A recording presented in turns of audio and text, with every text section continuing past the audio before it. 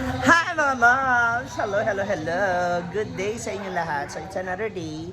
And medyo na-late ako ngayon ng dating dito. Though kanina pa naman ako dito. Ganito kasi nangyari, no? Kaninang kagabi, patulog na ako ng mga 12:30. Mga 12, ganyan. So nandito na ako sa loob ng store para magpahinga. Then bigla ako nakatanggap ng isang chat, no, ng message mula sa messenger na naalarma talaga ako ng gusto. Sobra ako naalarma, natakot ako, kinabahan ako, and all, lahat, ganyan. So ang ginawa ko hindi na ako nakatulog kasi ninenervous na ako. Kaya kinakabahan na ako yung ganyan. Kasi nag-aalala talaga ako, sobra. Kumbaga, imbis na itulog ko siya, mas nanaig yung pag-aalala. Then, hindi ko man na siya nireplyan. Kasi kinalma ko lang din muna yung sarili ko. Kasi mag-isa lang ako dito. Tapos biglang bumabagsak yung mga bunga ng santol sa bubong. Bags! Kaya nagigising ako lalo. Hindi ako makatulog. Then, I decided na since hindi ako makatulog,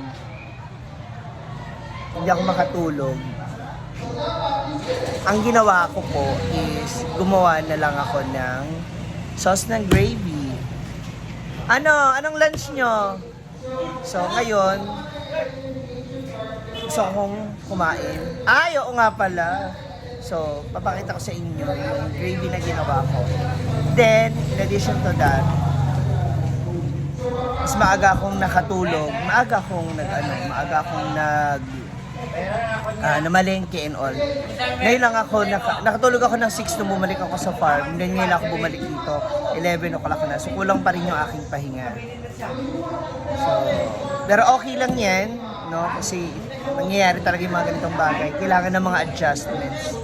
So ngayon ay titikman ko ang ating chicken. This is our homemade yung coat ng chicken, yung breadings, and ako rin mismo ang gumawa ng ating gravy. Yan. So this is only gravy to everyone na gustong mag-fried chicken. Dito na pala yung aking buhay na ulit. Kagabi nandyan sila. At dahil may project sila, dito na rin sila kakain ng kanyang mga tauhan. Diba? Love. Support ang mga friends yan. Halika, tikman na natin ang aking chicken, fried chicken, and gravy! Ayun na! May project kayo? Sana all. Big time na naman. May pang tanduay na naman! Babae na naman. Babae ka pa? Ginoo ko. Hi! Di ba? Ang Diyosan nila. Ay, dito ko pala. Akala ko Hi guys! Doon kami sa... Hi guys! Nandito po kami. Sasamahan po namin si Carla ngayon. Dito. Yes po. Si Carla po ang isang model ng cosmetic yun ng Saan National High School and... Representative? Yes! She's best in uniform. Best wala in hair uniform outfit. Best hair. Perfect. Di ba? Mas madaldal pa pala sa'yo, Carla. Yes naman yun. Ay, only gravy yan, ha? Halikain tayo dito. Yes. Tapos meron tayong chili garlic. Yes. Bak, ikaw, may soy na garlic. Ano sa'yo? Ay, yung kanin. Yung ating garlic ko. Kain tayo. So, eto na gravy. Ayun, sa kanila. So, pasensya na sa rice ko, talagang nagutom po ako. Hindi ako nag-breakfast and all. So, kakain na tayo! Ganun yon, dapat tinda mo, luto mo, kain mo. Diba? Ganyan nak, Ako talaga ganito po ako kumain ng gravy. Gusto ko sinasabaw ko siya.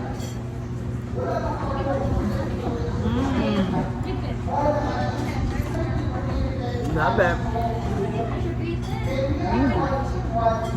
Sarap.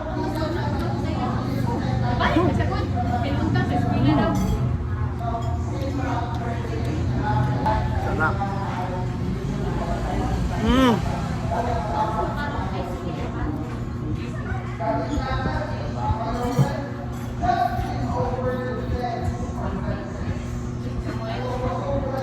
nakakalutong ng chicken.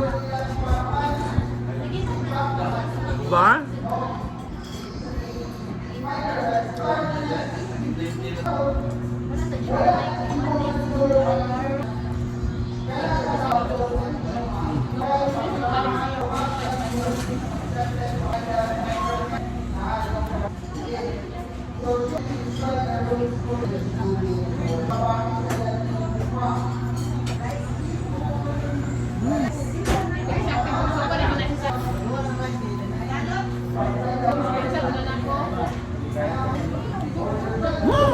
Yan na natin mga guests ngayon. 11:30 pa lang. So, di ba teacher kanina nagpa-reserve na ng ulam. Tapos may mga ilan na rin na nakakuha na. Kain na na! Yun na. Dahil lunch break na ng ating mga students. Yung iba, umaakit pa, umuwi sa kanila. Sabi ni Ngaro bumabalik. See you later! Ano oras yan? Mukhang mahaba-haba ang ano yan, labanan later. Ha? Luto mo nga ako ng ano. Lunch? Hindi, pansit. Mamaya? Kano yung pansit? Ilang ka kilo? 4 na kilo daw. Uy! Siyempre pag kumain, may bayad. Magkano yung akin? Ayan nga. Nakama. Kaya nakulagbok doon. Ha? Ayan. Ay. Hi! Ayan sila. Some chicken. Oh! Kanina ka pa hinihintay ng ano mo, ng pinsan mo. Ayun, oh! Ano yung 100 gang? Ah, bayad, sukle. Oy, Dong! Kain na, si kuya mo, oh. Silent. Charlie, lasan na? Sa bread.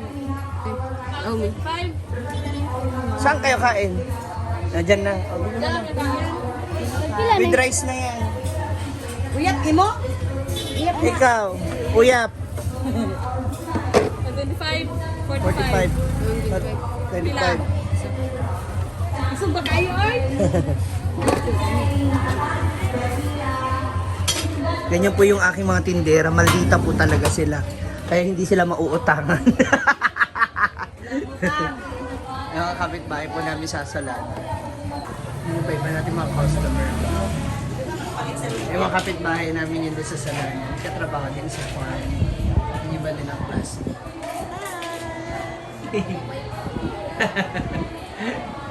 Enjoy your meal!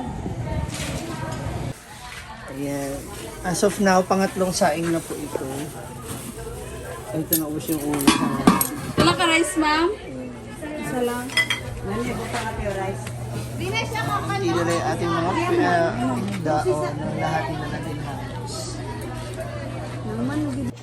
So that's it mga moms. Time check. It's already 1 in the afternoon na. Natapos na. Iilan na lang yung aming chicken out of 3 kilos na inano namin kanina, pinamili.